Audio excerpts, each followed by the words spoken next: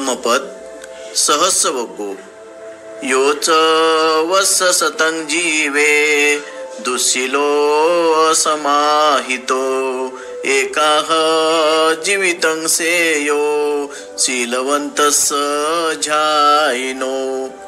जो दुःशील आणि ध्यानरहित आहे तो जरी 100 वर्षे जगला तरी त्यापेक्षा शीलवंताचे ध्यानवंताचे 1 दिवसाचे जगणे श्रेयस्कर होय।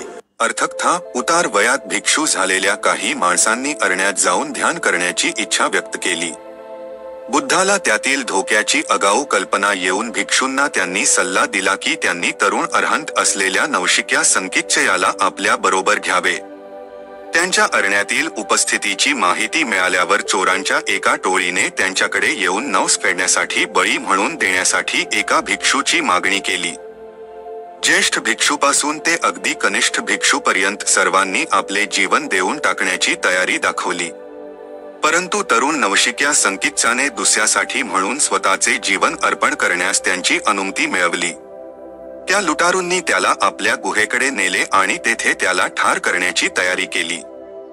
नवशिक्या संकीतचाने शांतपणे ही अवस्था साध्य केली।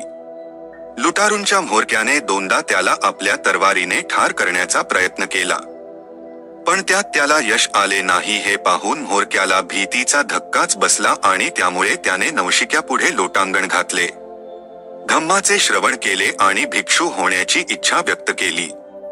त्याच्या अनुयायांनी सुद्धा तशीच इच्छा व्यक्त केली। नवशिक्याने त्यांना दीक्षा दिली आणि अरण्यात तोपर्यंत ध्यान करत असणाऱ्या भिक्षूंमध्ये सुरक्षितपणे परतला। त्याने त्यांची रजा घेतली आणि बुद्धाजवळ जाऊन घडलेली सर्व हकीकत त्यांना सांगितली। बुद्धांनी त्यावेळी सत्वशील जीवनाच्या महतीचा उल्लेख केला।